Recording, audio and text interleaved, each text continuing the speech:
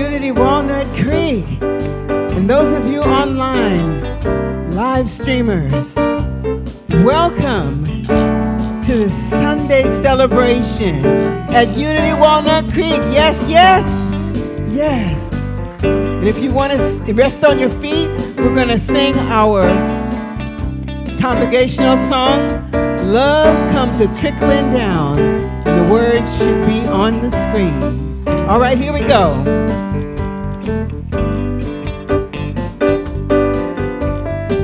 Okay, you can clap your hands if you want.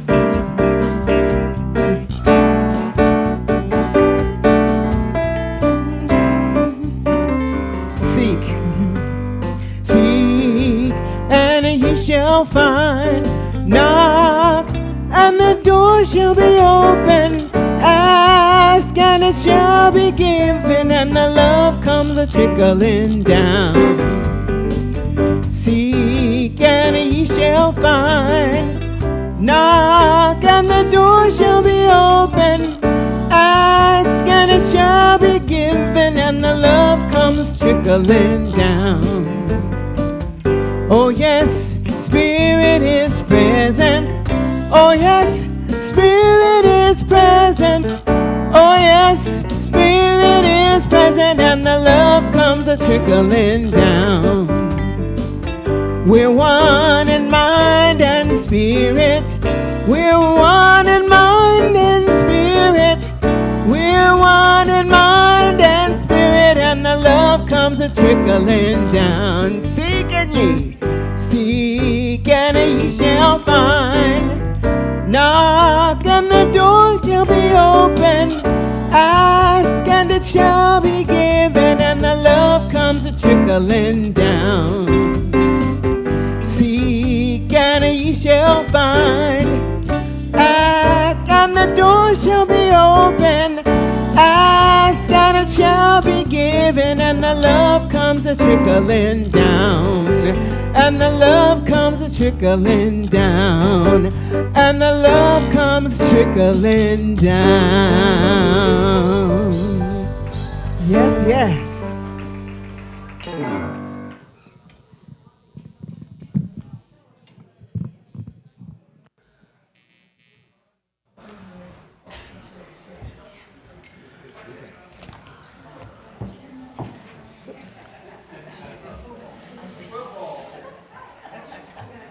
Good morning, everyone. Welcome to Unity of Walnut Creek. My name is Carolyn Jansen, and we're happy to see all of you. And my name is Carl Jansen, and I'm glad to be with you on this beautiful fall sunny morning. And we want to greet and bless all of those that are online. Your presence adds so much to our service. Thank you so much for being with us. Please join me in welcoming our featured musicians today. We have Sharon Henderson, joined by Mark on keyboards, Lee on bass, Tony on guitar, and Vino on drums. And Lisa is our Unity song leader today. Thank you all for sharing your music with us. Reverend Kristen will deliver today's message titled More Abundance, Blind Spots, and Truths. Before we begin, I invite you to turn your cell phones off so that we can enjoy the sacred time together. Let's take a moment to be grateful for the land our center rests upon. This is Bay Miwok and Ohlone land. Your turn. We honor the Bay Miwok and Ohlone people of today, and we are grateful for those who have been stewards of this land before us. We commit to taking care of this land and for the sacred native grounds and Mother Earth. Unity is a positive path for spiritual living, and our vision for the world is, and let's say this together, we envision a spiritually awakened world where all life thrives in conscious oneness. Our mission is who we've come here to be. We are a loving, inclusive community, expanding and living our divinity in sacred service for all. Our core values are love, connection, service, and wisdom. Invite the ushers to come forward. Oh, there he is. Mike, here we go. If you are with us for the first time, welcome.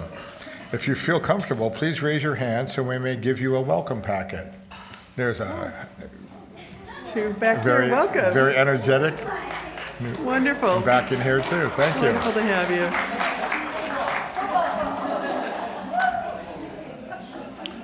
So welcome to the newcomers. We're so glad to have you with us. We invite you to come over and have coffee in our Welcome Center bookstore across the patio. And if you can stay around for a little while, we'd love to say hello to you and talk to you and meet you on our patio. Connection cards are available in the newcomer packet as well in the pocket in front of you. And these are for everyone. With this card, you can submit a prayer request, and our prayer team will pray with you throughout the week. You may also share feedback or request information, so please place your cards along with the offering in a basket later in the service. For those of you viewing online, connection cards are available on the Watch Live page of our website. We have several activities to highlight this week.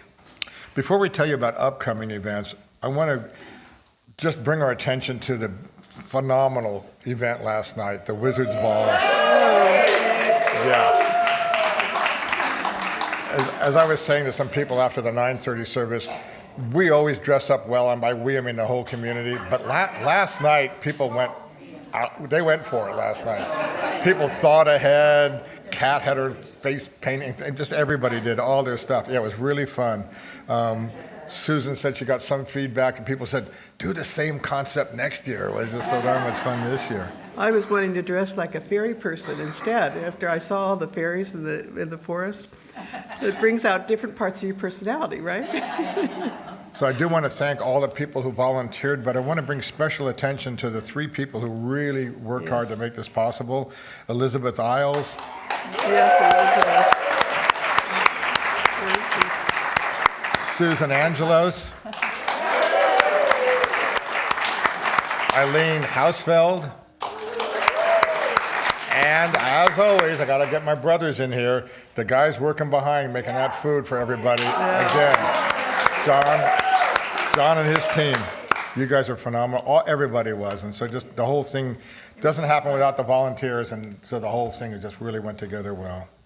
So if you weren't there last night and you didn't get to sign up for play dates, no worries. There's still some spots available, but you need to do it online. We're not going to have sign-ups on the patio, but they will be available online. And also, I wanted to also say, Felicia said that the square did not work last night, so those of you that did not get a chance to check out with your final purchases, you can do that today in the bookstore. Felicia will be there, and they'll help with that. And before I talk about the next item, I want to announce that at 1:30 today is a football game. Okay.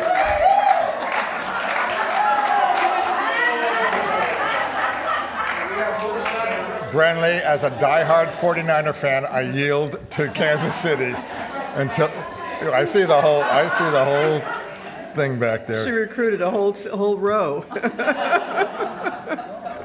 They just grabbed them off the street. That's why they're new here. Exactly, yeah. exactly. They had the shirts on, and she brings them in. So this is really fun to note that the choir is back in session. Hey. So as it says, whether you're a pro or a solo, you do solo concerts in the shower, come share your voice and raise the vibration in beautiful fun and ensemble singing. We start this coming Thursday, October 24th at 7 o'clock right here. You can see Lisa. I don't think Sandra's here right now.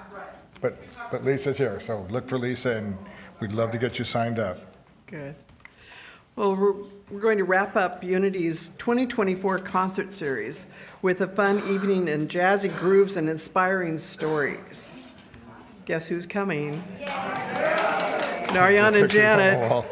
And we're going to have the best time. They're planning on having the best time of their lives, and they're excited to share some stories and songs on how to get unstuck when life gets sticky and embrace the uncertainty of change. I do want to thank Lisa and Tyler for putting on a collection this year of phenomenal, music events throughout the year. They were really, really good. I guess this is you.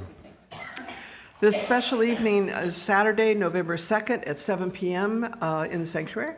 And tickets are $25 for general admission and may be purchased in the bookstore today if you'd like to do that, or on our website. Don't miss it.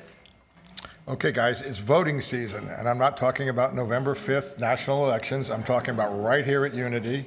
We always beat the national elections because we're going to do it on Sunday, November the 3rd. Lunch will be provided by your board of trustees after services, or after the 11:30 service, and then you can head back into the sanctuary at 1:30 for a community meeting. One of the most important things is we'll be voting on 3 new open positions. There's almost always 3 every year. That's the way we rotate on the board. And we'll also be voting to be participants on the nominating committee for the 2025 nominations. We started this a few years ago, and it really works out well. We have the committee in place now, and then as we get into the year, we know who those people are, and they do the work that needs to be done. And it's a lot of good work, and Kat Hill kind of headed that up. I think Kat was at the earlier service, but she did a great job with all of that. So you can vote for new members and the nominating committee. So that'll be a great thing to attend. And that's the annual meeting, right? That's the annual meeting Next on November Sunday. 3rd. Okay. No, not next Sunday, but November 3rd. November 3rd. With the national election around the corner, do you have plans for election night? Instead of watching the results on TV, join us for an alternative designed to ground us all in deep peace and unity. You are invited to Unity's Choosing Peace and Unity Election Night Peace Vigil.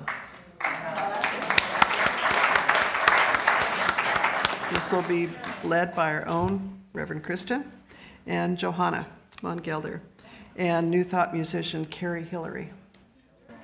Together we'll cultivate inner peace and we'll hold a collective vision of harmony, peace, and unity for our nation.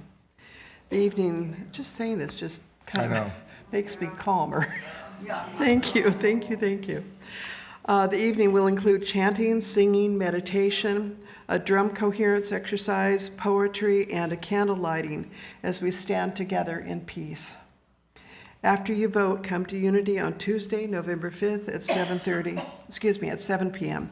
to be at peace and radiate divine light to all. Would you like to learn more about Unity's beliefs, principles, and history? Then you can join Reverend Kristen for a Unity Basics class starting Thursday, November 7th at 7 o'clock, so that's a couple of weeks from now. The class will be held in the sanctuary and is open to everyone. And I say by everyone, we mean if you're new and you want to learn more about Unity, but if you've been around for a while, maybe you took a basics class under Reverend David or something years ago, it might be nice to refresh and learn and reassociate yourself with the history and the basic teachings of Unity. All 3 sessions are required to become a new member. And for more information, registration for all of our events, you can see them on the website, and you may also visit the welcome table at the back. So now as we prepare for our time of meditation, please join me in taking a conscious breath and affirming our statement of faith. Together, there is only one presence and one power in the universe and in my life, the all-loving goodness of God. We will begin with music, followed by a guided meditation and silence.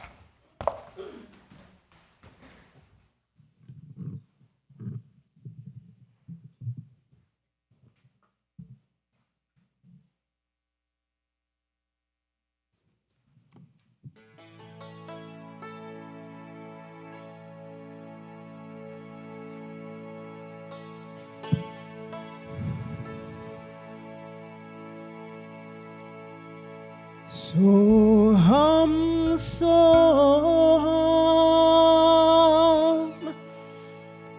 Soham Shivoham Soham Soham Soham Shivoham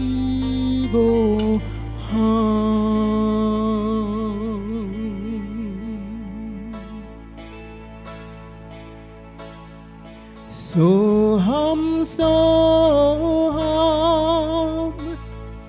Soham Shivoham, Soham Soham, Soham Shivoham,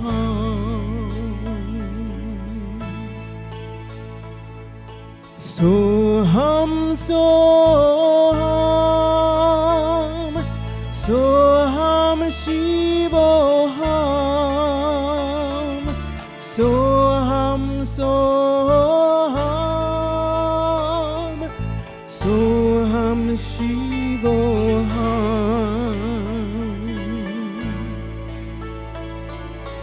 I am that I am. I am that I am. I am that I am. I am that I am.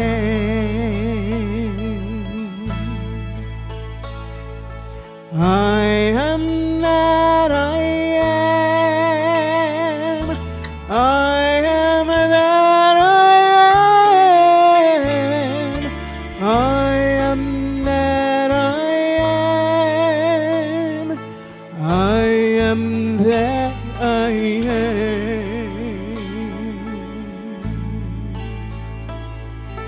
God and I are one. God and I are one. God and I are one. God and I are one.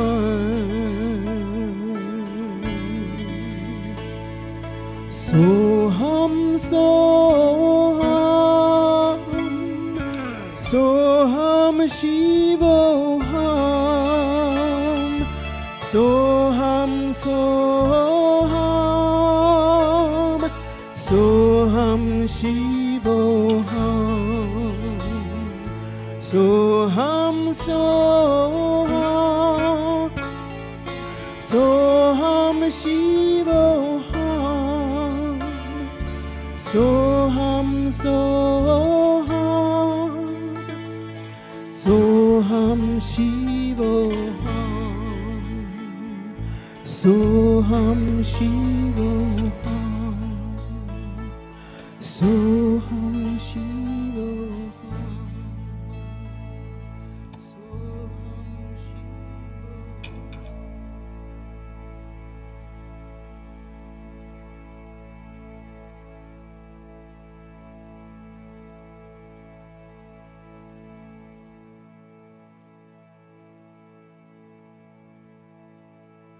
So as we bring our attention to the breath, let's allow the echo of this beautiful chant to continue in our own hearts, our own minds.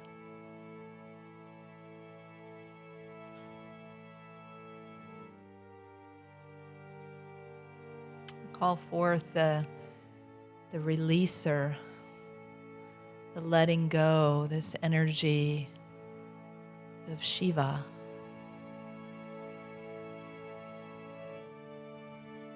And so with every exhalation, we let go of whatever has come before. Letting the old die away and the newer, brighter truth of who we are arise from within us. I am that I am. Every breath in, a renewal, an invitation of your own divine essence to be felt and known and even seen right here within your own hearts.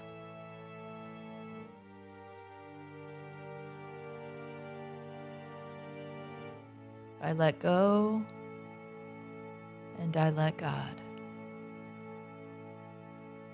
I am that I am. Let's take these truths into a few moments of silence, letting the breath create the cycle of life.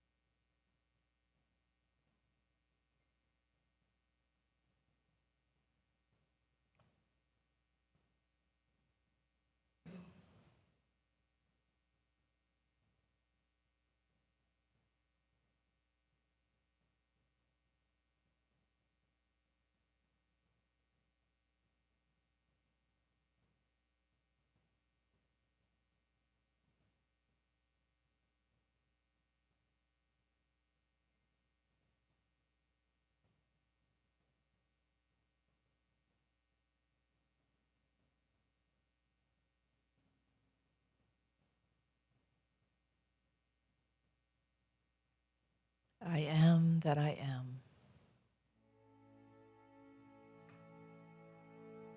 Letting go on every out-breath of whatever has been used up or no longer serves.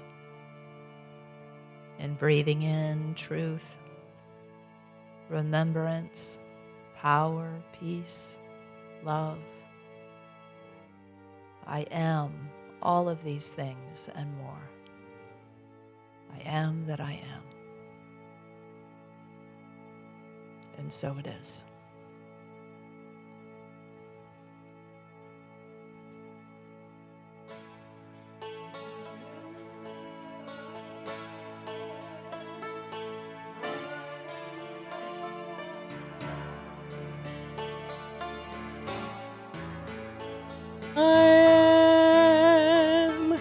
I am that I am. Soham Soham Soham, Soham Shivoham, Soham Soham, Soham Shivoham, Soham Shivoham.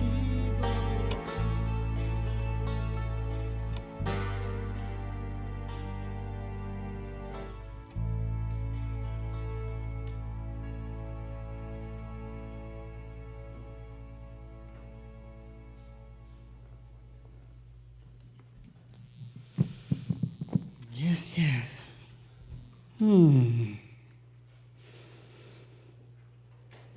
Just breathing in the very life of God.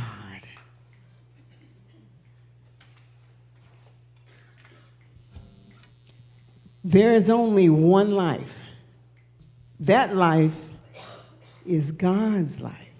That life is perfect, and that life is my life now. And I know that's true for you as well. Yes, yes? All right, so here we go. If you can pick up on those words and sing along with us on the choruses, it would be wonderful and great. It'll heal your spirit and your soul. I know you're singing church, so y'all catch on. Here we go, here we go.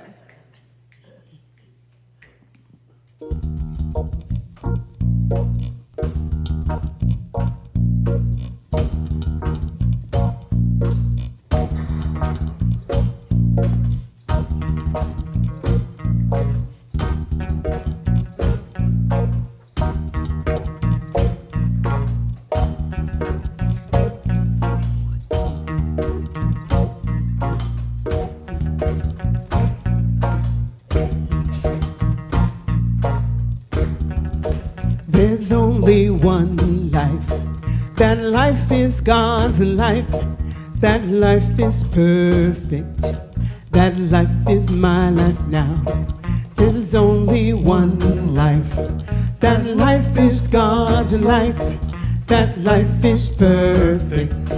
That life is my life now.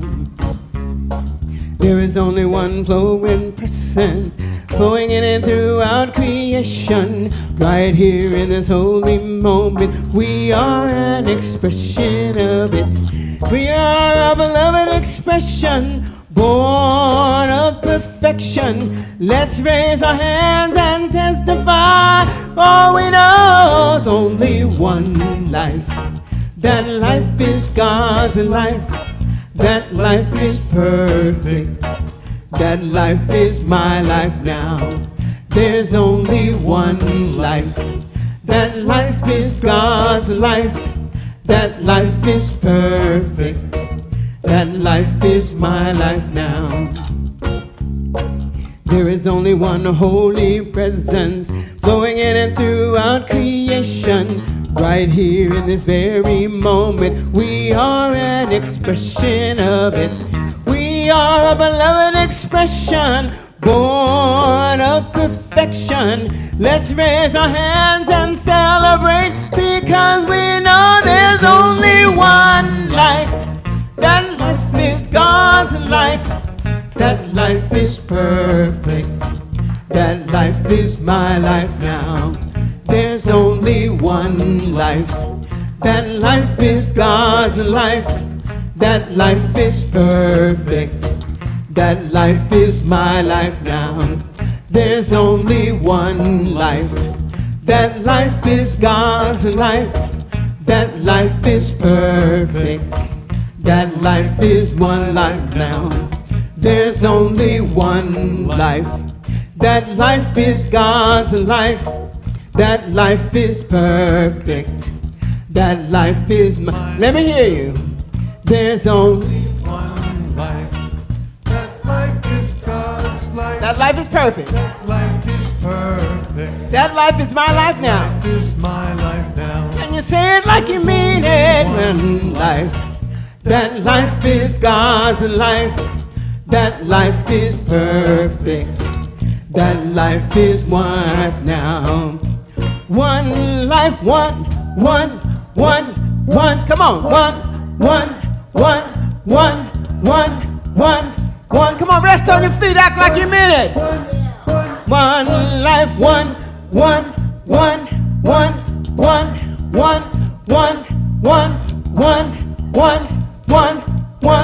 Oh, there's only one life. That life is my life. That life is perfect. That life is my life now. There's only one life. That life is God's life. That life is perfect. That life is my life now. Come on! There's only one life. That life is God's life. That life is perfect. That life is my life now. There's only one life. That life is God's life. That life is perfect. That life is my life now. My life, God's life, one life, it's God's life. My life is God's life, one life, God's life. My life, it's God's life. One life, God's life. There's only one life. That life is God. That life is God's life. That life is perfect. That life is perfect. That life is my life. That life is my life now. There's only one life. That life is God's life. That life is perfect. That life is my life now. That life is God's life. That life is perfect. That life is my life. Now let's sing it for ourselves. There's only one life. That life is God's life. That life is perfect. That life is my life now. Yeah. And so it is.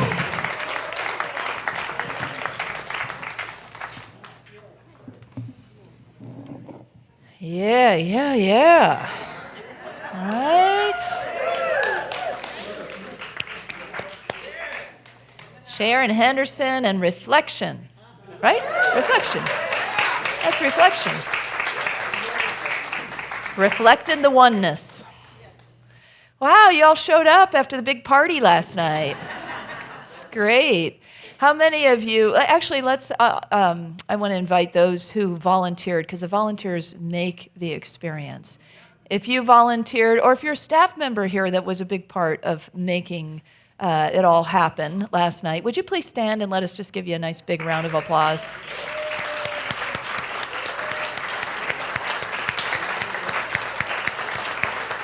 Thank you. I hope Elizabeth is putting her feet up, because Elizabeth Isles, who led it all. It's good to be together, isn't it? I meant to bring my elf ears to bring a little magic, but we'll just have to imagine them on each other, right? We're all walking around like this. Magic is in the air. It was about 6 months ago, somebody who comes to noon meditation was saying, the magic at Unity these days, I am really feeling the magic. Are you feeling the magic? And everybody was like, yeah, it is magical around here. So, the magic's been around all along, and it's still here. But it's when we collectively come together and celebrate it that it sure makes it fun. So, here we are, week 3 of the Abundance Project. Are you ready to just keep unpacking the idea of abundance in your life? I've actually shied away a little bit from the word abundance in talking about our prosperity teachings, because I think sometimes it's taken as just more stuff. In the consumer society, it's like an invitation for, well, it's okay, it's abundance. And it's not that it's like resources aren't good. or money isn't good. It's all of that, right?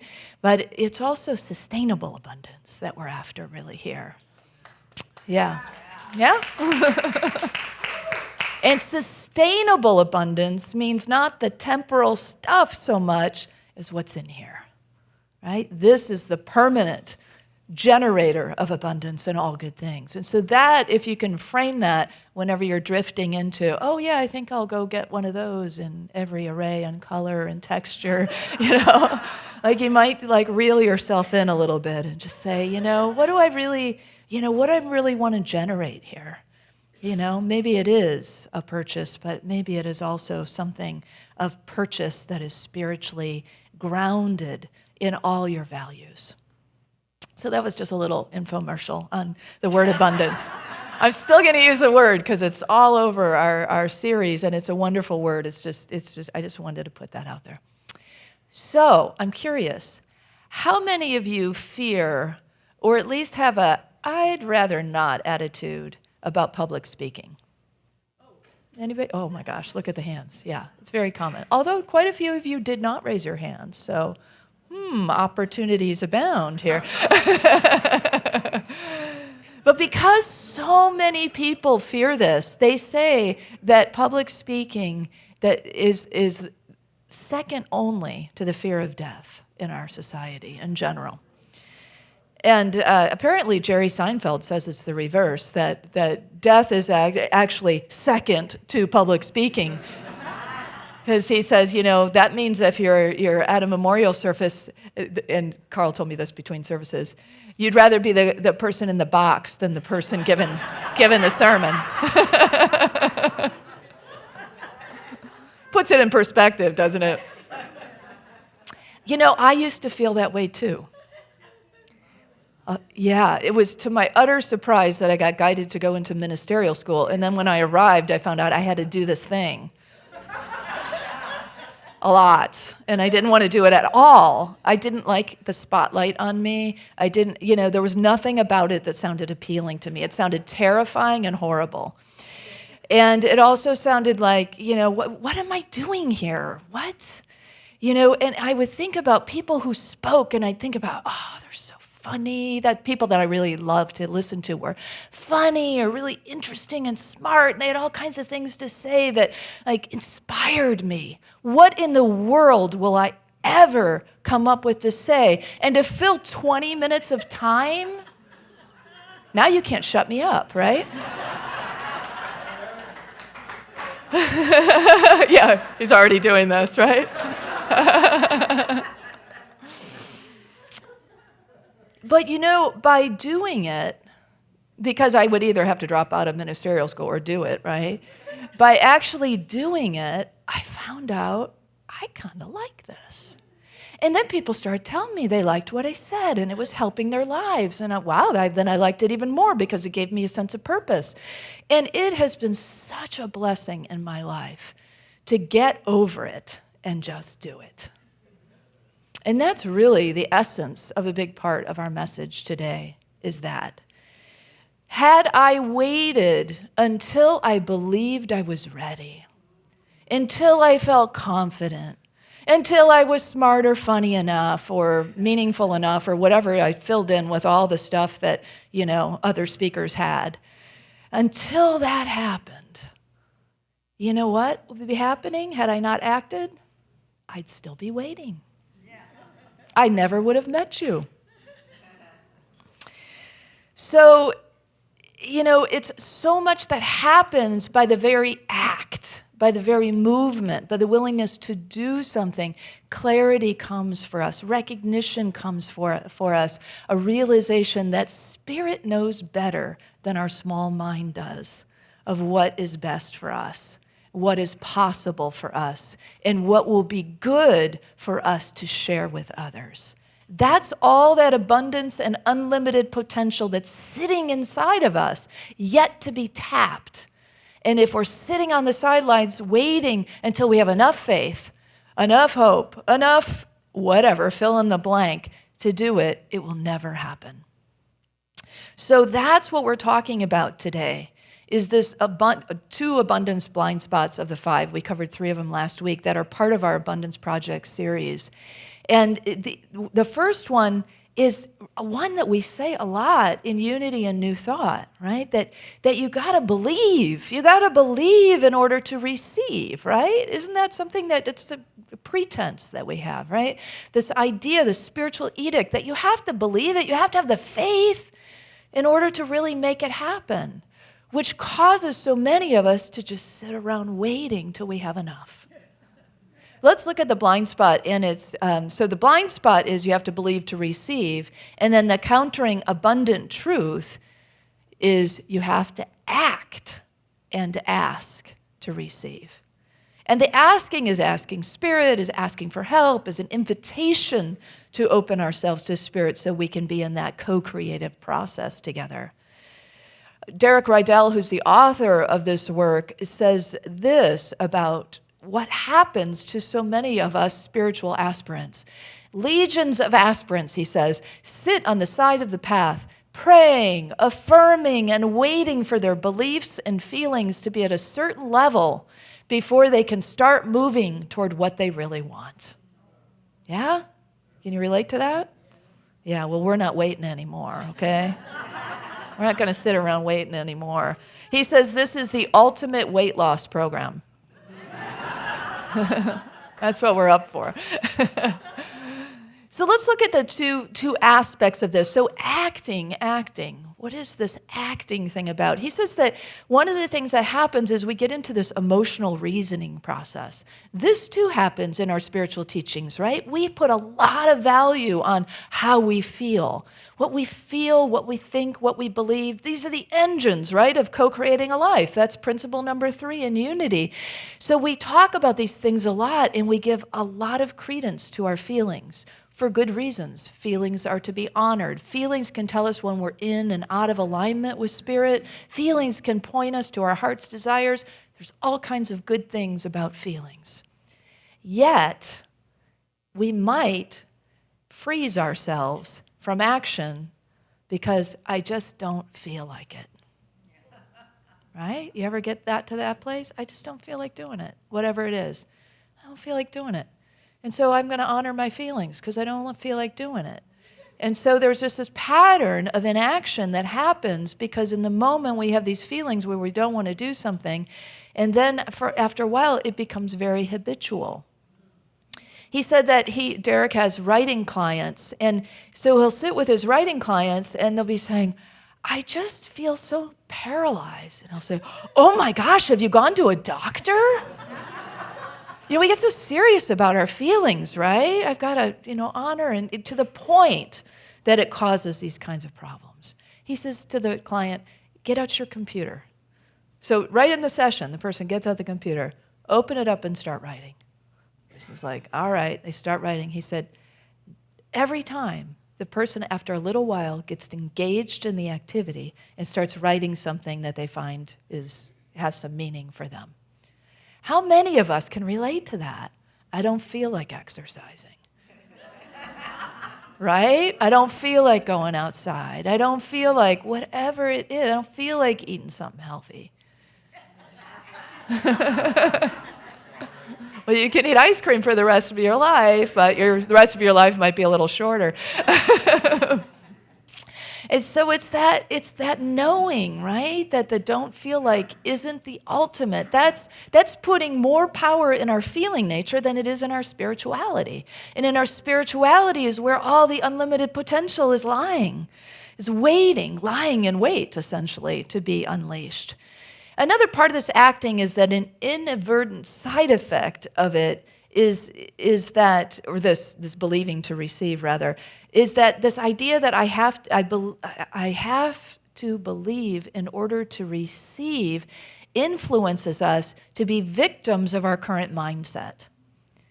So if I don't have, if I'm not there yet, whatever there is, whatever you've decided is there, then we're in this loop where we're victims to our own mindset.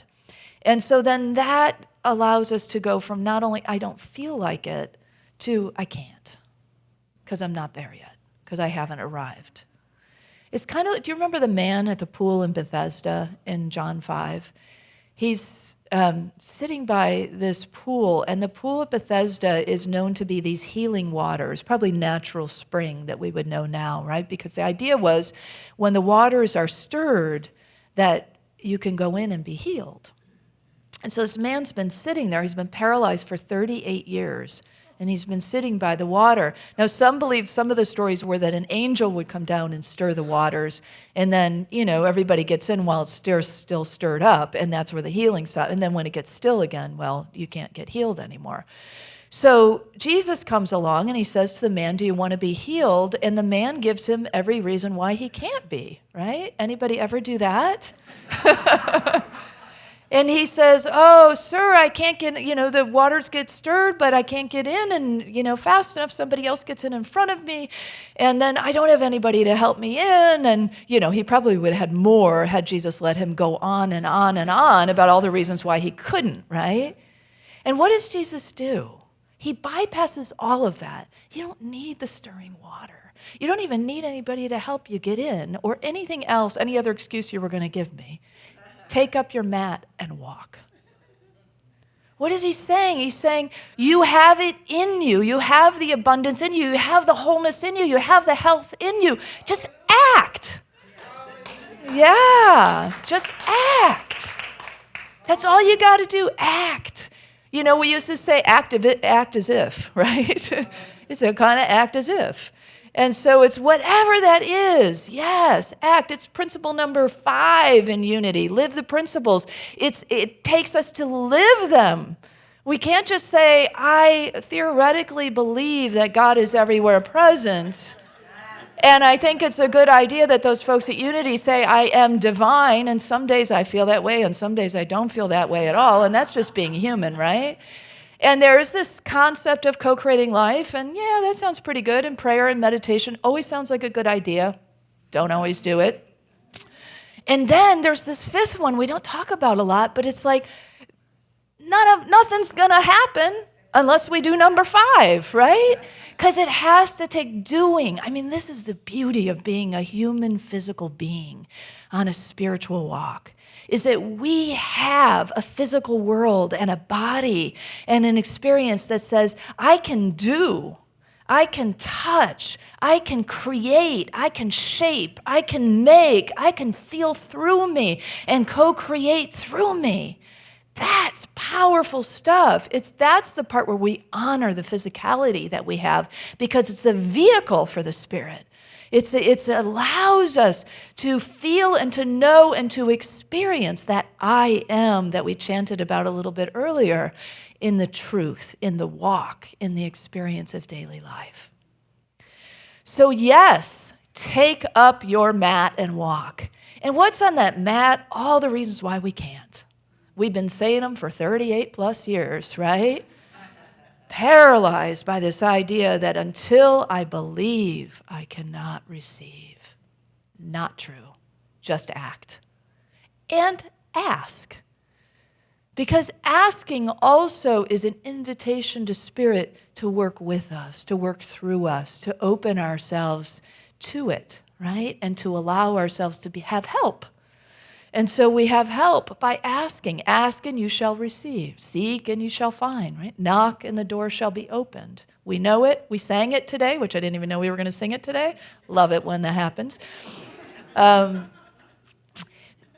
What's that?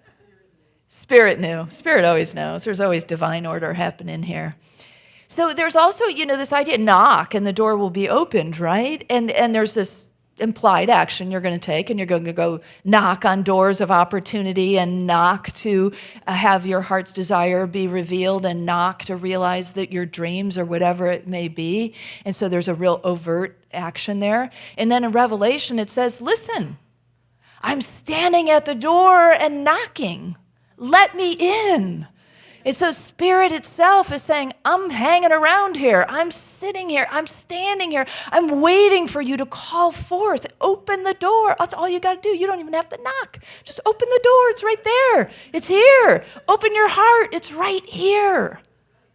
And then we go, oh, you've been standing there all along. And Spirit says, let me in. Let me in. And then in this verse, it says something else interesting. And we will eat together. Now, if we were just interpreting literally, that would be a little strange. It's like, why does spirit need to eat? It's a spirit, right? It doesn't, no physicality there. But that metaphysics of knowing of what is that invitation is let's commune together. And when we commune together, we remember and we feel the connection. And when we have that connection, we start to come into the oneness, right? That experience of oneness. Now we're not just two in relationship. We didn't just open the door to some kind of energy beyond us or even from within us, but now we become one. And it's in that communion, in that experience, that then we perceive truth. Then we start to consume truth. Spiritual truth starts to come through us. It might be heard through us or felt through us or seen through us, but it starts, that food, that spiritual food starts to generate in us, and that spiritual food starts to feed us, and we start to digest that spiritual truth. And when we digest that spiritual truth, we have fuel to be the actor of the divine in the world. That's the way to go. Because when we are the actor of the divine in the world, it's like easy street, right? Things do just kind of click along. There's a divine flow that's happening. We're on purpose. We're clear. We feel healthy. We feel whole. Our relationships feel harmonious. We are at peace. Our minds are quiet. Our minds have taken the back seat, or at least the egoic part of the mind has taken the back seat to the divine spirit that is now in charge. And when the divine spirit is in charge, when you put the divine spirit in charge of your life, wow, yes, praise God, get out of the way, because abundance is coming in every which way you could possibly dream of. Whatever abundance it is that you want, now you're in the generator of it. Now you're in the motor of it. Now you're in the experience of it. And things will just chug along in ways that you've never imagined. And I always want to say, it doesn't mean that life won't bring you challenges. Sometimes you might get the biggest challenge of your life when you're in this space. But when that comes to you, it will be so different how you deal with it than it would have been before. Because it's then something you can meet and transform and expand into, which is really what we'll come into in our next blind spot. So finally, I just want to use this analogy to bring the asking and the acting together. That have you ever ridden a pedal assist electric bike? Has anybody ever been on one of those? Yeah, a few of you have. Lisa and Tyler have one. Brenly has one. So the first time I rode it, I sat on the bike. I was like, okay, let's go. I thought it was just going to cruise me down the road. And then we're just sitting. It's a big, heavy bike, and it's just like, well, this isn't working. And then Brenly says, you got to pedal.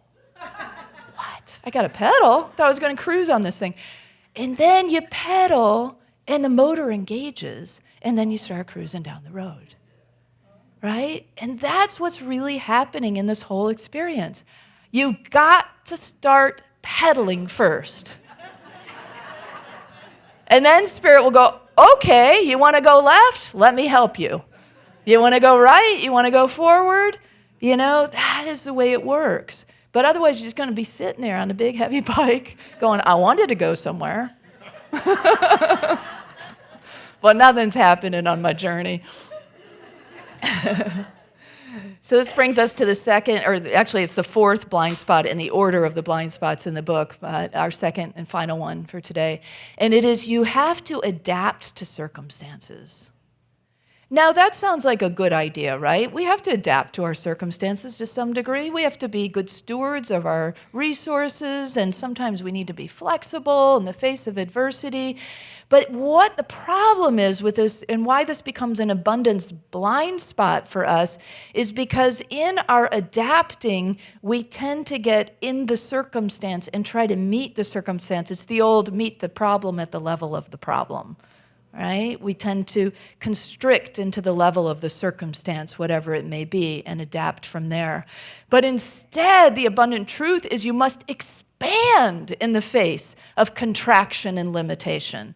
It seems so counterintuitive to how we're taught and how we behave as humans. But we're actually spiritually called to expand in the moment that a challenge comes our way, a difficult circumstance comes our way. We're not shrinking to fit the circumstance anymore. Because when we do the shrink to fit thing, we actually limit ourselves and even come out the other side of the challenge smaller in a way, more limited, maybe emotionally, mentally, financially, and even spiritually. I mean, not that that's really possible spiritually, but in our conscious understanding of where we are spiritually.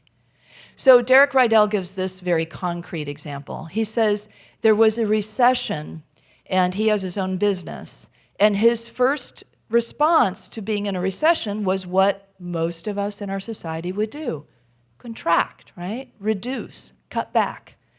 And so he intended to cut back on his charitable donations for a while. Then he went into meditation. He felt a little funny about it, like something didn't feel quite right. And he went into meditation, and he got really clear guidance: double your charitable donations.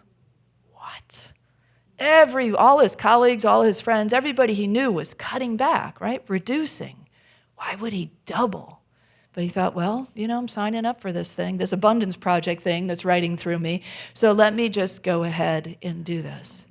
At the end of that period of recession, he had doubled his own income by doubling his charitable donations, and a lot of his colleagues had gone out of business completely.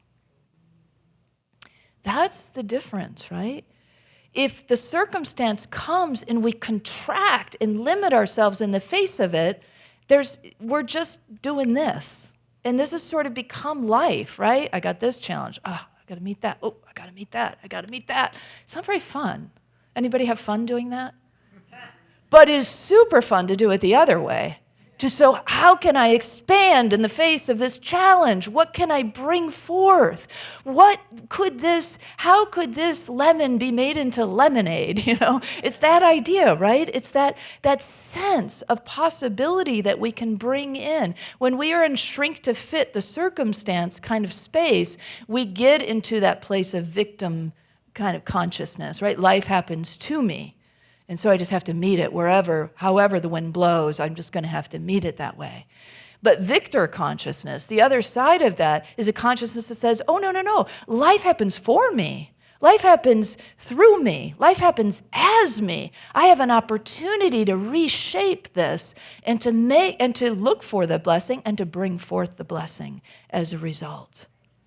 That's a fun way to live. I'm telling you, that's way more fun. You know this, right? I don't have to tell you. You know this from living it. You know the times that you have expanded in the face of a circumstance or challenge, and you know the times you've contracted, and you know what the results were. You know how it felt, and you know how you came out on the other side.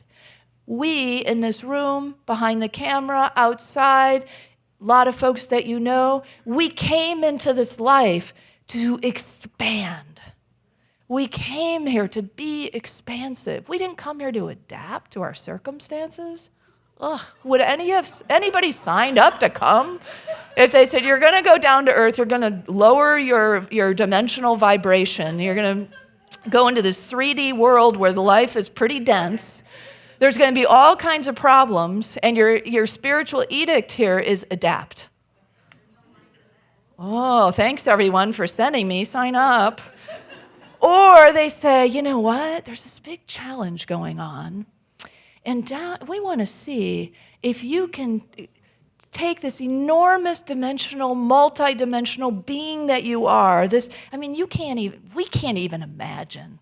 We can't even imagine the extreme light and love and truth and peace that we are. Even to get a glimpse is so moving. It's so moving to know the truth of who we are. To just get a little look at it is like, what? I'm part of that? Are you kidding me?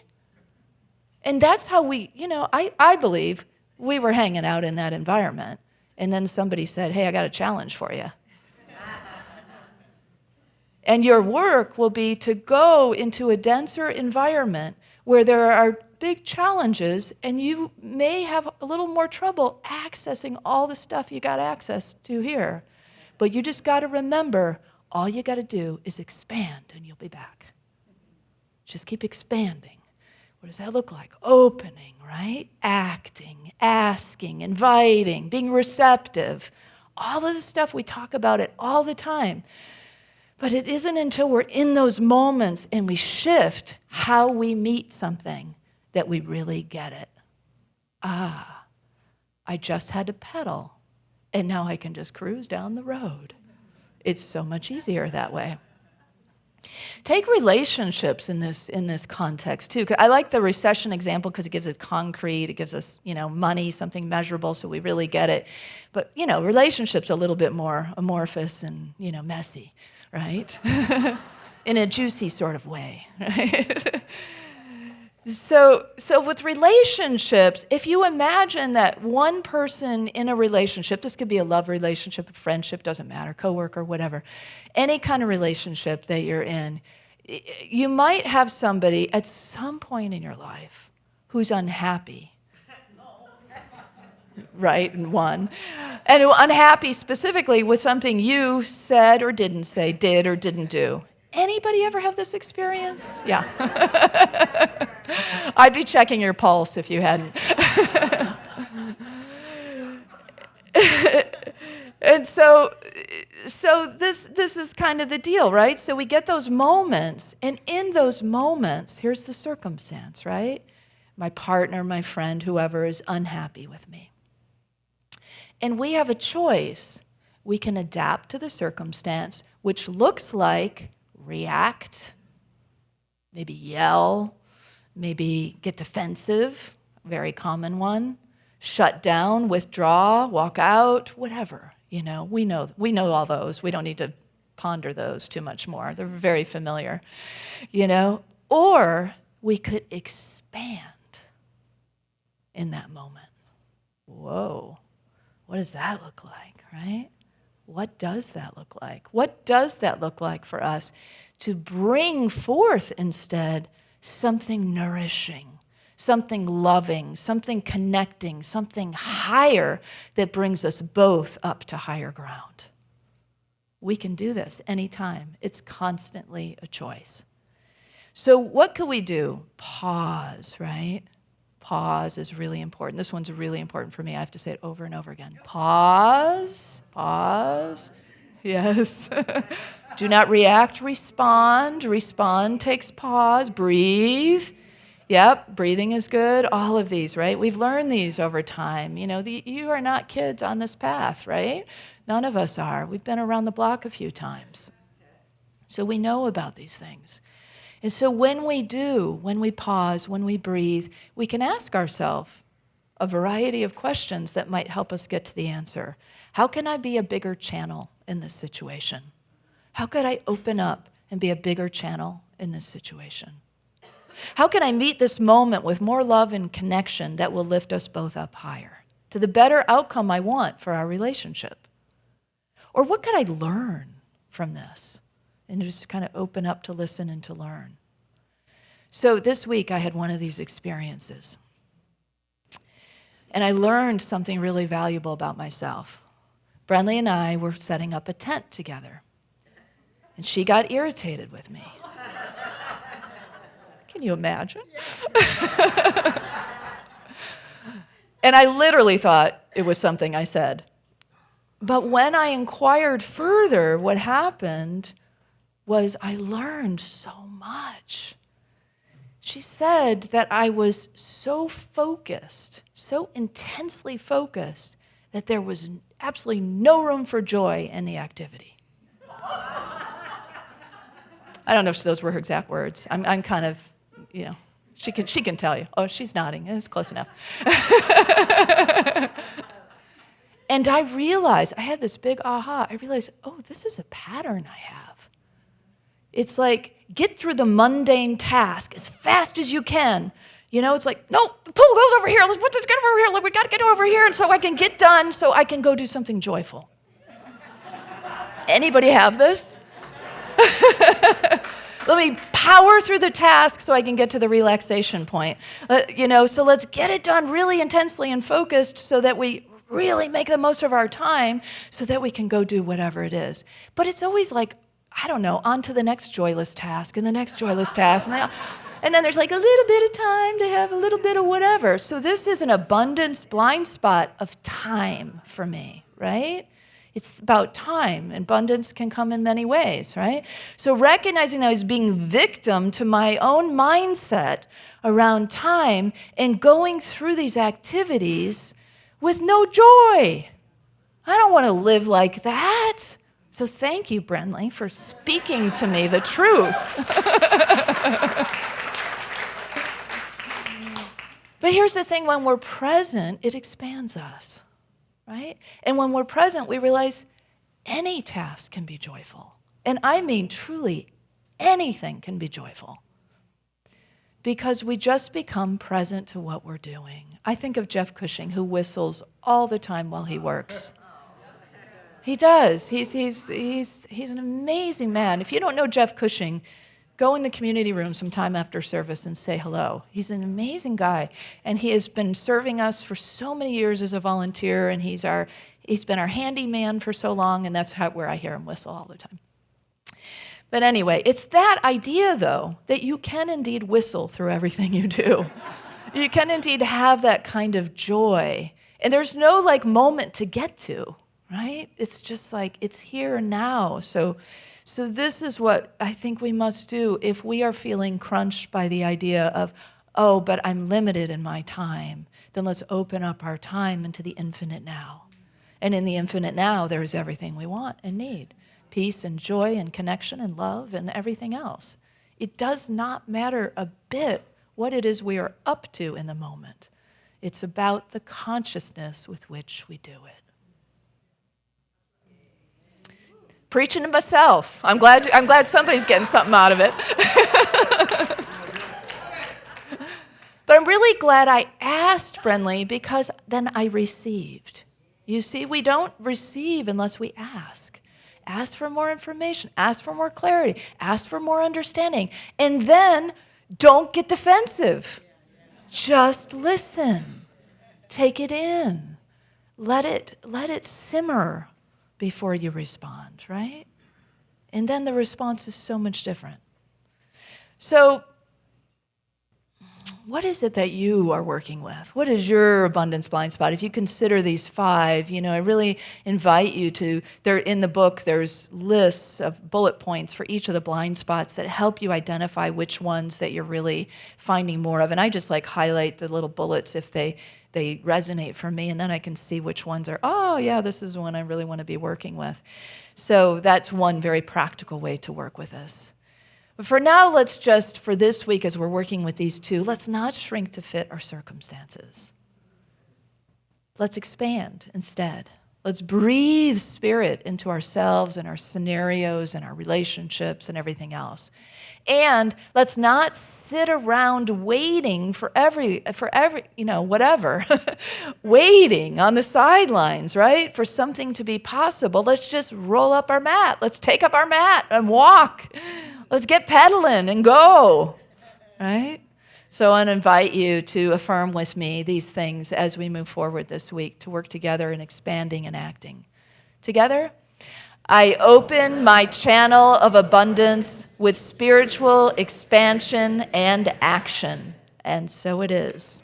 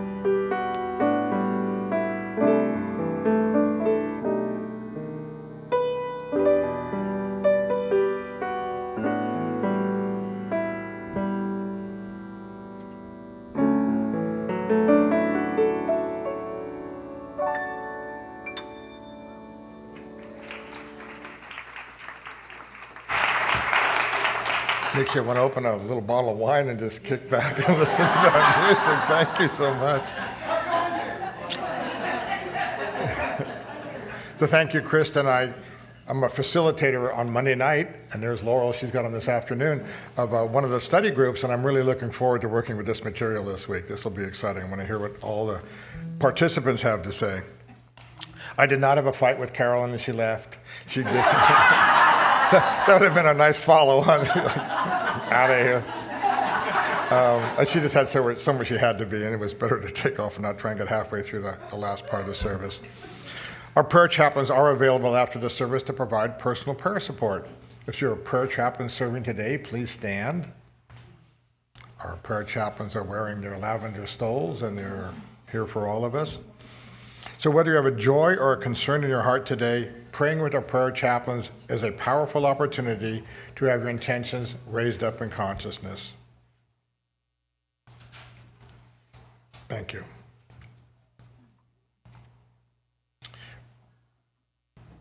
So now we're going to move into our prosperity celebration. And yes.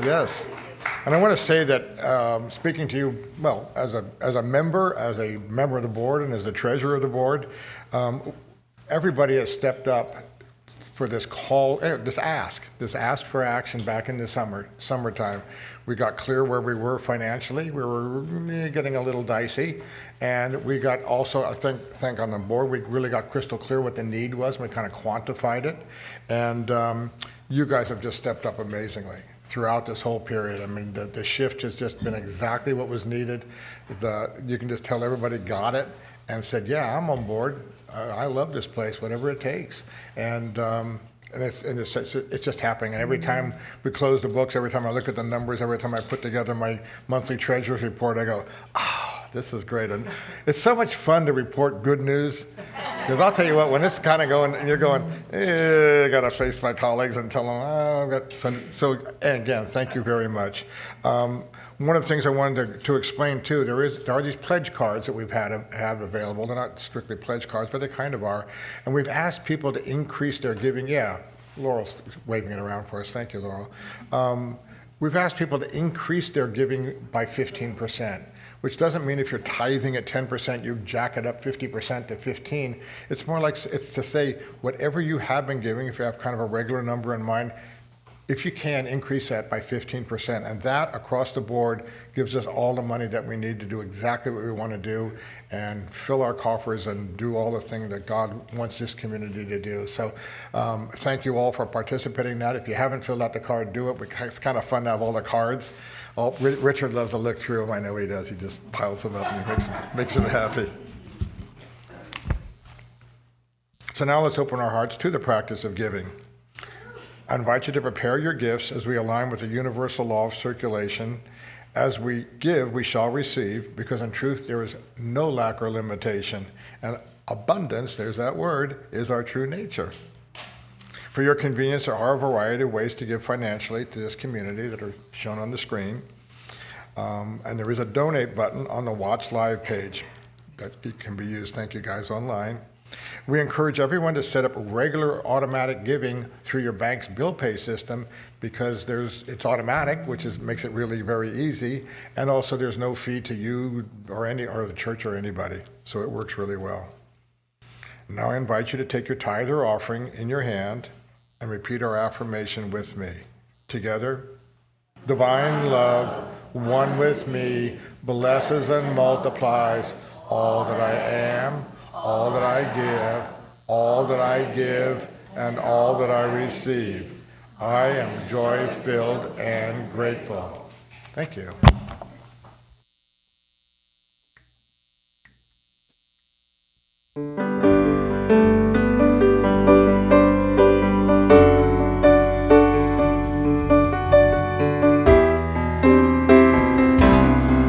Open the eyes of my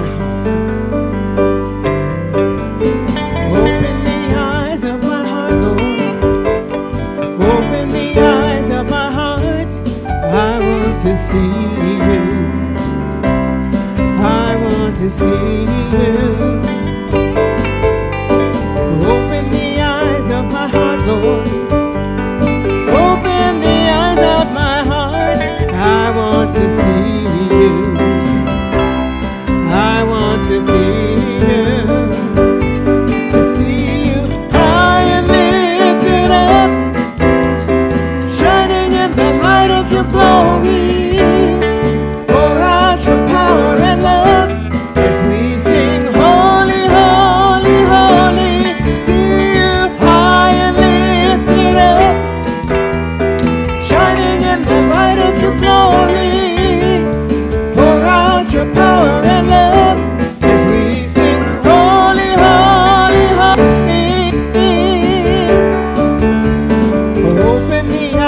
of my heart, Lord.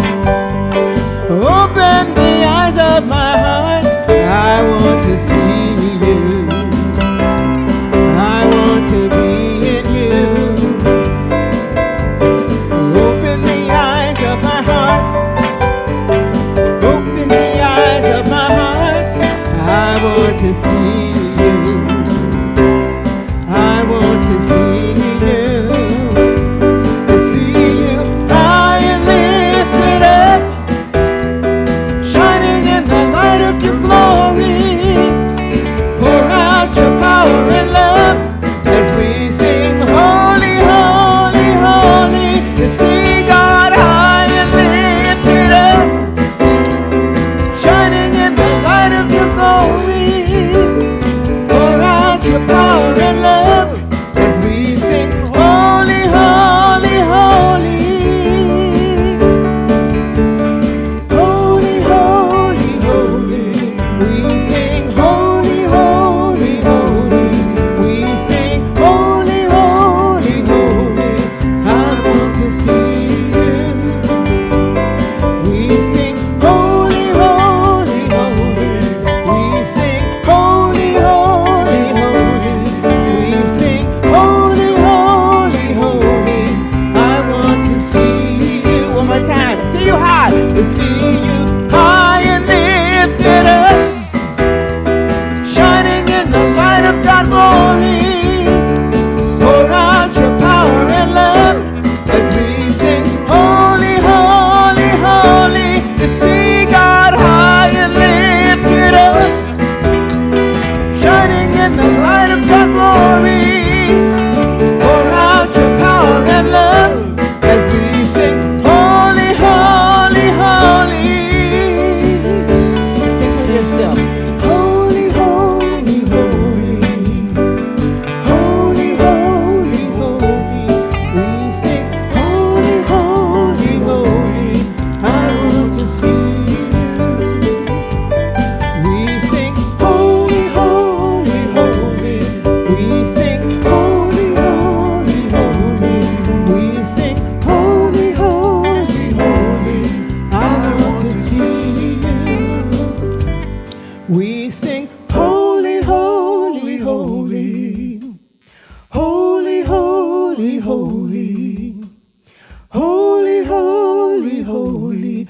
I want to see you. Yes, yes.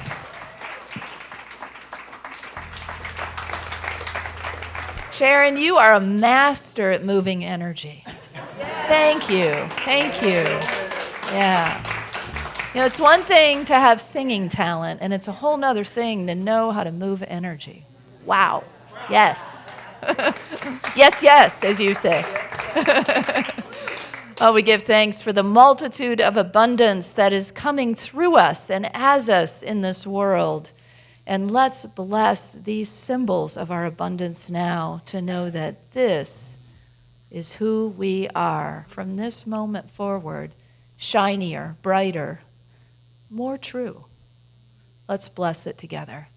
We give thanks for the ever-increasing, constant flow of absolute good in our lives now. So it is.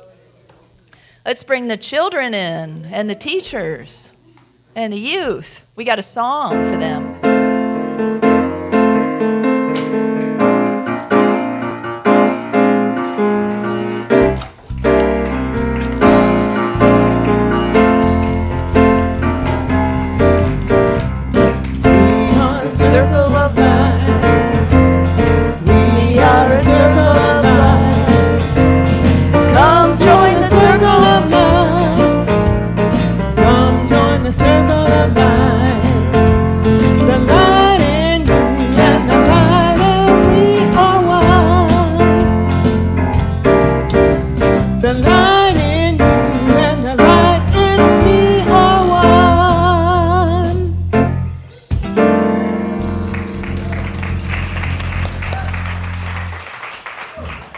Good morning, everyone. Today we, as you might tell, worked on pumpkins. Next week we have a sale of the pumpkins that everyone decorated, and possibly some baked goods as well. But I'll let the kids share.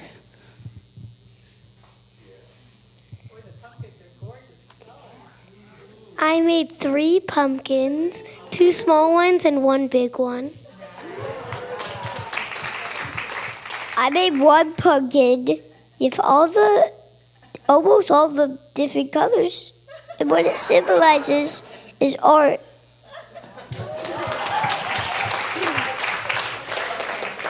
I made 2 pumpkins, 1 small one and 1 big one, and this one represents my personality and peace.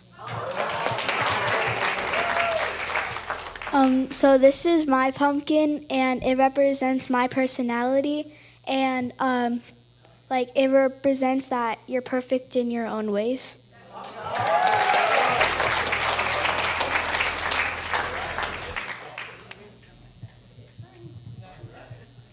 It just never ceases to amaze me, to think about, when you were a kid, if you would have been getting these messages.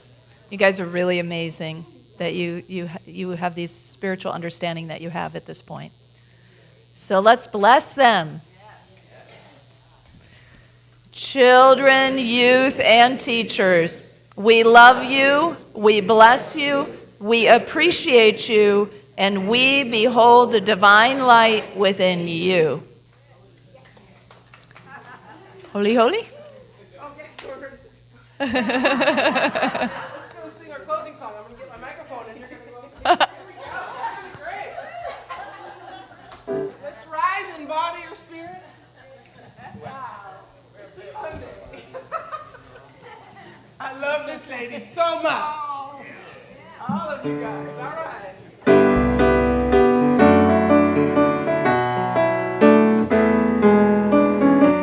Everybody on? There we go.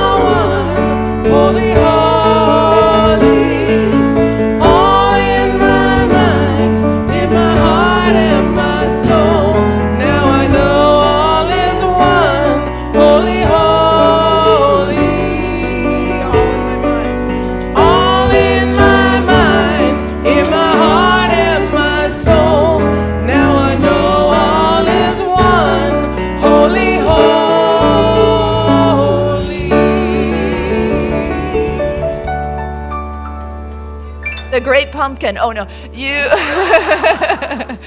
Yeah, you are that too. You are the expansion and the action of love and light on the earth right now. So shine that light, have fun, and spread joy. Thank you. And thanks for helping.